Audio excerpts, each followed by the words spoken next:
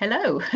Hi. Well, we decided we wanted to share our experiences of the keto stroke carnivore way of living, and we'll talk a bit more about what that is for people who haven't come across it. But it was interesting, we were chatting a couple of weeks ago that you've done this before and are doing it again. I started doing it 31 days ago, and exactly when it was, because I've been logging my experiences since, as people who've listened to previous episodes will know. But I thought it'd be really good to bring you on to talk about your real experience of this way of living, as well as mine, because I think, particularly from a woman's point of view, Mhm. we're both of a certain age. I think you're pushing 60. I'm at the other side of 60. And it's very interesting at this stage of life, isn't it? I do think our metabolisms change and adapt. Have you experienced that? Yeah, absolutely. I mean, I remember my dad telling me that sort of like when you hit 40, your metabolism changes and goes downhill from then. That wasn't my experience. My experience of my 40s was that I was actually the fittest and the healthiest I've ever been. But it was actually when I hit perimenopause and then menopause that things changed for me. And I just found things that were easier to do suddenly became more difficult. And put on a bit of belly fat, just started to kind of put on a bit of weight all over, really. Clothes weren't fitting quite as well. My diet wasn't great. I wasn't exercising enough. So I just decided I needed to do something about it, really, because I didn't want to hit 60 and be unfit, overweight, unhealthy. Wow, ditto. Very much my experience, as people have heard. So there was a kind of gentle realization that things had to change. You couldn't keep going the way they were. But you're not massively unhealthy. You just realized that you could do better. Yeah, absolutely. I realized that I have an addiction to sugar. And that when I give in to that addiction, I experience the highs and lows of that, the experience of that. So, the initial, the craving, so the sugar rush, then the crash, and then the need to take more stimulants to re-experience that feeling, and just feeling crap, really, tired, grotty, lack of energy, all those kind of things.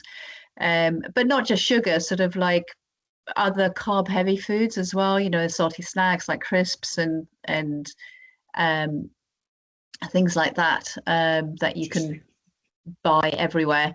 So yeah, I really found that my mood was being affected.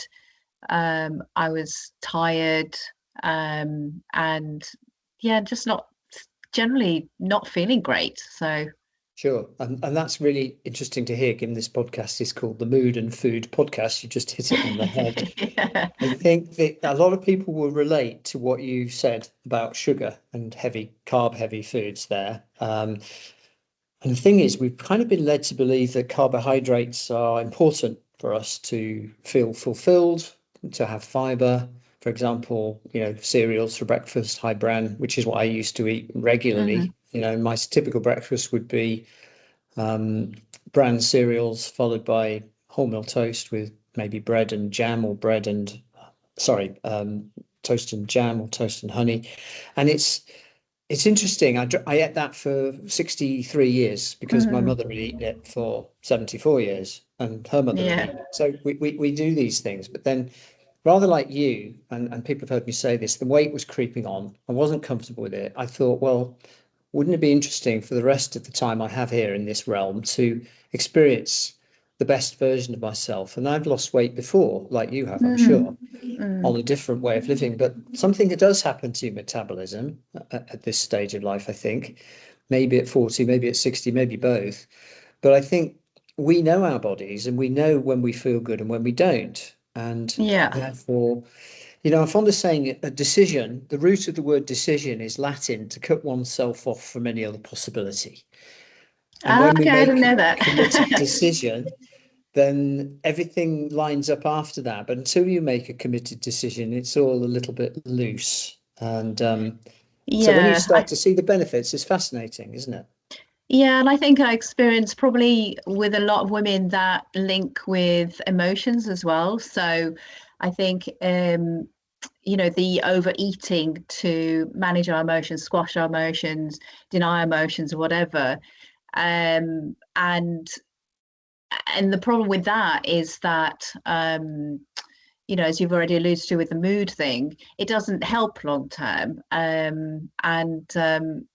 Yeah, then I just thought there just has to be a different way of being, really. And I suppose like you as well, very much cereal, toast, what have you. What I noticed when I started kind of cutting out bread initially was that I felt less sluggish. Interesting. And that's just with the bread. And I have a friend who has ME and fibromyalgia, and he noticed a change when he cut out bread. That was the first carbohydrate to go. Really good, really interesting. So let's wind back to what we mean by this lifestyle. Now, interestingly, the Greek word diet means way of living. Unfortunately, the word diet in English has been misconstrued as calorie counting and going miserable very often. But if we talk about it as a way of living, way of being, dietos, Greek, then the ketogenic diet and lifestyle is a way of living that is about energy optimization in an efficient way, and particularly the removal of this thing called visceral fat that you'll have heard me talk about on the initial podcast on this topic, which is so dangerous to our health. And we talked about this in a private conversation a while back. The fat that sits around our vital organs that is potentially responsible for serious illnesses like cancer, strokes, heart attacks, diabetes, and that dementia has been described as diabetes type 3. Yeah. And we've talked about the fact that, is it just our imagination, or are there more dementia homes than we were when we were growing up? It seems to be lifestyle related. It just does. And it makes perfect sense when you think about, so ketosis, and I mentioned this in the earlier podcasts, this experience that we have that you just mentioned earlier, where we feel energized, alive, where we're literally burning fat, because the fat molecules that are passing from the blood to the brain are small enough to be absorbed in the brain. The brain is 70-80% fat. We need to be feeding it the right fats.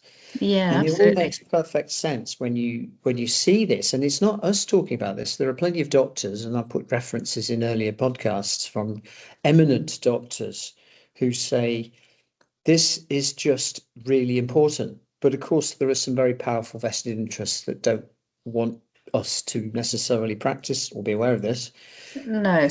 So the food industry, carb heavy, sugar heavy, and others, and I won't mention the other industries, but the fact is that it's really problematic. But when you see the truth and the opportunity here to not only lose the fat, so we talked about belly fat, I had some to lose, you had some to lose, but being your best self in the final third of life seems to be a wonderful opportunity, doesn't it?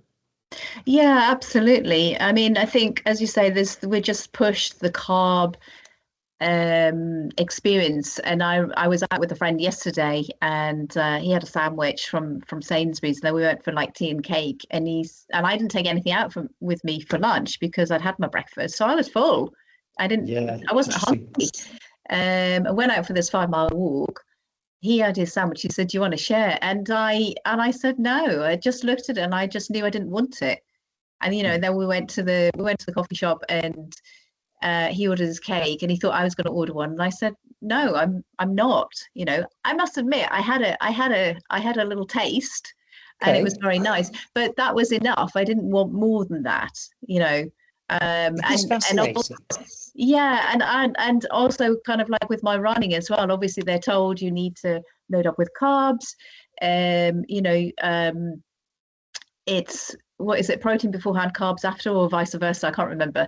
I was never good at that kind of thing. But and he was saying, "Oh, you need carbs, you need carbs," and I'm saying, "But I still run and I feel fine." So I don't really know what the argument there or the correlation between that. Obviously, if I start to feel unwell, then I'm going to look at that. But at the moment, I don't. I feel fine. So Okay. So how long have you been living carnivore keto, and how strict are you with it? Sounds fairly strict from what you just said about yesterday. I'm not massively strict, I'll be honest. I've been doing it for two weeks. I am in Okay, ketosis because I use the keto strips. fabulous. So that's why they obviously you put it under a stream of urine and it tests the amount of excess ketones in your body. So I'm still in ketosis, which is great. But I'm not full carnivore. I have eggs, I have fish, I have meat. I mean, I used to be a vegetarian for 40 odd years, so this is a big change for me, actually eating more meat and fish. And I have berries, I have leafy greens, as well as obviously the other fat heavy foods that are a part of the keto diet. Brilliant. I think I would have just said exactly the same thing. So from what I can see, strict carnivore from doctors who work with it would be meat, fish, and eggs. That's it. That's it. Now, Yep. that's the kind of strict hardcore end. And then you Yeah. get into the sort of things you've been talking about that I also do, like leafy greens, like berries, cream, Yeah. cheese, Butter, cheese, high fat, low carb. avocados, nuts. Exactly, Yeah. exactly. Yeah. Now, what you do is you get very good at looking at the carbohydrate content of foods. Now, it's a bit tricky. Absolutely. So I'm in Absolutely. Cyprus where everything's in Greek. So I have learned to pick out the word carbohydrate in Greek. Carbohydrate. Yeah. And as long as you're under 3%, 4%, and you don't eat much of it, that's great. So Yeah. for ketosis, the advice is between 20 and 50 grams of That's carbohydrate right. per Yeah. day, which Yeah. isn't much, Yeah. is it? No, it isn't much. I mean, a slice of bread is 20 grams. Medium banana is something like 20 grams. I mean, There you go. when my friend was just staying, we together we had a look at the list of like common fruit and veg. And apples and pears were fairly carb heavy. As I said, bananas were at the far end, grapes, figs, and then at the lower end were your berries. So then you're like, okay, so that makes the decision quite easy. And I do know someone actually who has been doing the carnivore diet off and on for a number of years, but they tend to slip back because it is quite restrictive. And then they go on to the carbs. So they go on to the muffins and the cakes and the bread and things like that. So when they fall off spectacularly. Well, this is interesting. What I would conjecture is there's something else going on there. Um, you talk about falling off. Well, it sounds like a diet, doesn't it? It sounds like Yeah, restriction, exactly. doesn't it? This is the terminology we use, I isn't it? know, When we I start know. talking about these things, it's hard not to really. It is. However, the interesting thing is when you get addicted to the benefits, now you Yeah, talked about being addicted to sugar. I feel I'm addicted to the benefits of carnivore keto right now. yeah, And why would I want anything different? Now, absolutely. Yeah, and it's interesting. So you talked about going out with your friend yesterday. He had a sandwich and a cake in the afternoon. You had a little bit of the cake just to taste it, and that was enough. Now, you didn't feel in denial about that, I'm sure, did you? You didn't feel that it was a painful, difficult decision to make. no, no, absolutely not. I mean, we're going to the pictures next week, and ordinarily, I'd have ice cream, I'd have That's it. chocolate, sweets, whatever. And the last time I did that, actually, I felt sick. I thought, this is not good for me. It doesn't feel right. I don't enjoy it. I don't like it. So now what I do, I either don't take anything, or I take some cheese or some nuts or something like that. I want something to snack on. I have it.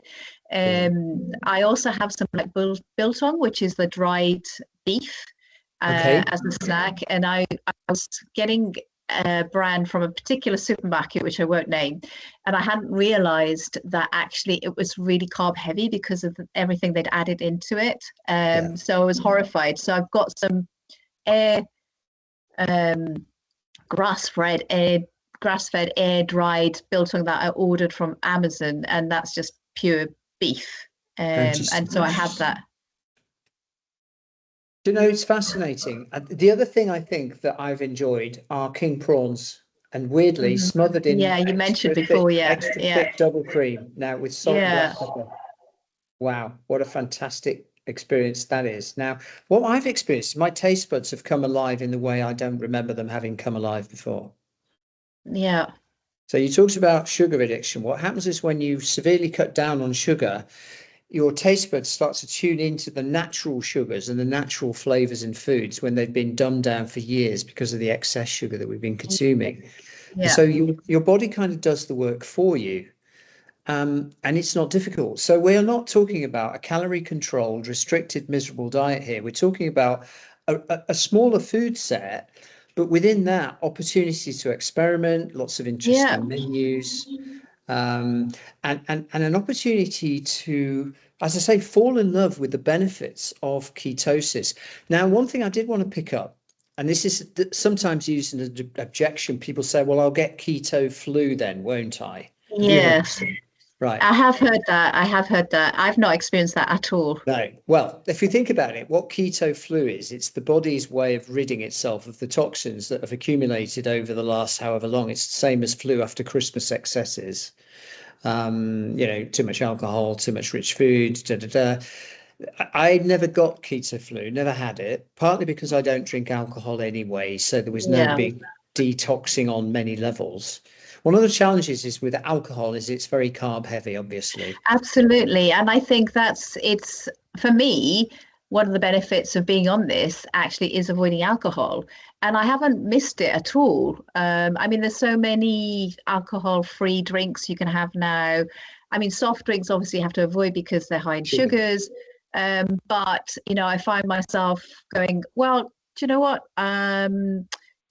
Good quality sparkling mineral water with a slice of lime or Perfect. lemon is really refreshing. It's lovely. I have kombucha. Okay. Um, I just plain water sometimes. And lots of tea, herbal teas. I've always been a fan of green tea, so I drink green tea a lot. Yeah. But yeah, what you were saying, the sugar thing. I mean, I've got strawberries in my fridge. And I have a small bowl full of strawberries with some double cream, and it's so satisfying.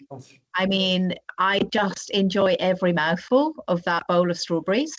How wonderful. Now, this raises an interesting point. One of the challenges, as we've described, is what do you do when you go out? And also, what do you do when Yeah. you're hungry? Now, I have started, and people will be appalled at this, but I have some real butter bought here in Cyprus, and I add ground rock salt and a bit of pepper to it, take a chunk off and literally eat it as it is. Now, Hmm. that would have sounded appalling to me a month ago. How could I Yeah. do that? But it is so nourishing and satisfying, and it just takes away that immediate need to eat something unhealthy, or carb ridden, and sees me through. And rather like you were talking about, you can deal with the challenges without diving for a bag of crisps. Yeah, absolutely. And I actually did go out last week. So as I said, my friend was here. We're both we're both doing it because we both needed to kickstart it. But hey, he's up, he's staying, so let's go out for meals. So we went out for a meal and we were like, okay, so what we're gonna have? And it's hard because nearly every item comes with some form of carbs. So what we decided, we said, well, we won't have the starter because we don't need it anyway. And we'll choose something off the main menu. And if it's got some chips or if it's got some potatoes, we'll eat those. But actually, what we found was, whereas before we might have eaten all of the potatoes, all of the chips, just a few. So I think I had sort of like maybe two boiled potatoes, something like that, like the salad potatoes. Perfect. And I left the rest and it was perfectly fine. This is from someone who hates leaving food on plates. So, I know. um, but yeah, just kind of like the richness of the food itself, because I had fish that was in the sauce. Um, Ordinarily, I guess you'd use the carbs to mop up with the sauce. And I thought, no, I don't need to. Give Very me more interesting. vegetables. No. Similar experience yesterday. I was out with a friend for lunch, and they'd had moussaka had here, which Mm, is kind of aubergines, minced beef, pasta. yeah, It's got carbs, yeah, but a very large salad, a small amount of chips. I had three starters. I had halloumi grilled, which has yeah, very low carbs. yeah, I had chicken on a skewer, which was very low carbs, and I had some tahini, which is a local dip out here, which is 2% carbs. yeah. And I just ate that. So I had a little meze, as we would call it here. It's like a Greek a mini banquet Week with midday. Yeah. yeah, instead of tapas, Spanish multi-courses, that Yes. was mine. And she had what she wanted, and but she didn't eat all the chips, just a couple. And then we Yeah. actually brought the salad home because there was so much of it. I had some salad as well. So the Yeah. fact is, you can eat out very successfully with this approach. You have to know what you're doing. You have to be aware of Yeah. what's got carbs and sugar in. And people will generally be helpful. You can go what I would call off-piste on the menu, Mm, i.e., all just several starters rather than one main yeah. course, or Yeah. as you did, one main course between two, or whatever, and just play around with it. So there is no perfection with this. There's just the experience that you're having in your mind and body will kind of train you what to do, what works and what doesn't. Yeah, I think as I said, I don't feel deprived on it. I mean, I live in Scotland, so it's pretty carb heavy, and it is hard to choose things off menu because you've got steak and ale pie, you've got macaroni cheese, but you could just choose to have a piece of fish or a piece of meat and have salad or vegetables with it. You don't have to have the rice or the chips or the potatoes or whatever. I find the more I get into this, the easier it becomes, It really. does. My, It my is. my fridge is stocked full of things, and I think for me as well, what I'm doing is I'm combining it a little bit with the Mediterranean diet. Nice. So I'm still using olive oil as well as butter. I've added tomatoes in. I eat mushrooms anyway, so that's fine. And just kind of like playing around with that a little bit. One of my favorite things to eat at the moment is cauliflower puree, Oh, which is made nice. with butter, tahini, and Mhm. cream. Oh, oh, you give me an idea now. That sounds amazing. It's I'll send you the recipe later, Please. Oh, that but it's sounds absolutely fantastic. amazing. So I had that yesterday with some stir-fried venison. So Oh, I live where I've got access to game, and obviously, it's very lean. With some purple sprouting broccoli and the cauliflower puree, and it was I can feel the energy buzzing from it. It's just it was fascinating. I absolutely mean, delicious. can I talk about weight loss for a second, which clearly potentially Yes, of isn't a big course. challenge Yeah, for you, but it was yeah, for yeah. me.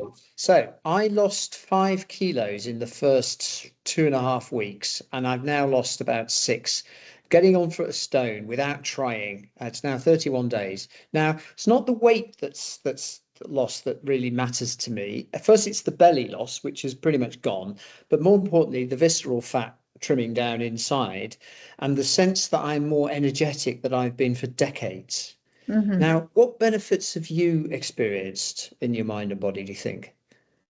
I think my weight loss has been slower than yours, probably because I've not been as strict. But I have lost weight. The only problem I have is that I have my scales don't calibrate properly. So some days they look like I've lost 4 pounds, and some days they look like I've lost 2 pounds. But I'm definitely below what I was. My friend I went out with yesterday, he said you look different. You definitely look like you've lost weight. Your shape has changed. And I mean, you could argue that's down to the running. But I was running before and my body shape hadn't changed. So Interesting. so I do put it down to that. And I do want to be a bit more strict with it. But as I said before, it's about the sugar craving. So uh, I've nearly obliterated the sugar cravings. So I think it's maybe just the emotional connection now to kind of resolve. So I have some high quality dark chocolate, which I I have a see. piece of now and again. Yeah, Uh, I see. just do 85% is the one I'm using, and she tastes 85%. great. Yeah, But I have got a whole range of different 85%. But wow. but that sort of like craving to snack Yeah. in the evening, you sit down, or sort of like midday biscuit with a coffee, or afternoon. Yeah, that's just not there. Brilliant. And I mean, this chocolate from Lidl is where I get mine over here in Cyprus. It's very, Yeah. very reasonably priced. It's wonderful to taste. It's very antioxidant rich. Okay, you're getting a tiny amount of sugar, but given that it's just a tiny amount, I think what happens here is that you literally rewire your brain and your metabolism for the foods that you're craving. They're good for you in the end, these healthy fats. We've been told that we shouldn't be eating saturated fat for years. We've been Yes. told the myth about Yeah. the whole thing about high fat diets and cholesterol, and actually it's a myth. We are designed to eat fats. Our brain is a significant proportion of fats. I've said Mhm. we need fats to survive. Now, the laying down of the fat is a sort of primitive way of us making sure we don't starve. Absolutely. Yeah. But when we consume sugar and carbohydrates, we are not burning that fat. We burn the insulin before we burn the fat. So we never get to the fat burn store. So no wonder we end up carrying this stuff around for decades. And Yeah. it's deeply interesting when you genuinely see what's going on in your body here. Yeah. I mean, I think for me, I did avoid sort of like fats for a number of years, and the idea of having sort of like full fat cream, full fat yogurt, things like that, and then actually over the past few years, I came to realize that those things weren't bad because the low fat versions are often packed full of sugar. Yeah. Whereas you get the high fat versions, the yogurts and the creams and the milks and stuff. And I think, maybe it's a satiety factor associated, Yes. but they fill you up quicker. So I have double cream in my fridge. I have butter. I have ghee. So Right. that's butter ghee, not the vegetable ghee. And I have Greek style yogurt. Nice. And I would just eat that on its own, and I Yeah. feel fine. And cheese, I avoided cheese for a while as well. It just felt too much. But now I have two different cheeses, and I have a goat's cheese and I have a cow's cheese, and I just, when I pass, just cut a bit off. Do you know, beautiful. And this is it. And this stops the carb craving instantly in its tracks. The other thing that's Absolutely, yeah, been a great yeah, success for me is organic free range eggs. So breakfast this morning yes, yes, was a third of a tin of corned beef and yeah, three organic free range eggs, scrambled. Oh my God, it was like steak and eggs for breakfast. It was just beautiful. yes, And yeah. and it's now 4 hours after that, and I'm not even remotely hungry. It's 20 to 1 here. I'm not ready for lunch. No, I mean, I had my lunch, I had my breakfast about an hour and a half ago. So like you, I had scrambled eggs, but I added some double cream, Okay. and then I had some mushrooms and tomatoes. But otherwise, I might make a Mediterranean omelette with feta and peppers and onions, or I might make something called shashuska, which is poached egg in a tomato-based sauce. Now, I used to do that and have a piece of bread on the side, There we go. Yeah, sourdough yeah. or decent quality bread. And I thought, how am I going to manage this? Because this is a lot of sauce, right? Yeah. So our brain ultimately goes, you need something to mop up the sauce. Um, but actually, it was absolutely fine. I just, That's what the teaspoon is for. the teaspoon, yeah, exactly. Yeah. Funny, isn't it? So all these myths that we told ourselves for years, I think what we're trying to suggest to people is that give this a go. Well, listen to the previous podcast episodes that I've done on this, episode 66 and 67, and just experience the results in your mind and body. You be the judge of whether it's valuable. Now, one thing that I did want to touch on, which we kind of have mentioned before, is should this be a sustainable way of living or not? Now, I think we Yeah. maybe have slightly different opinions on this. I'm interested in yours. What is your opinion on whether this is a sustainable way of living?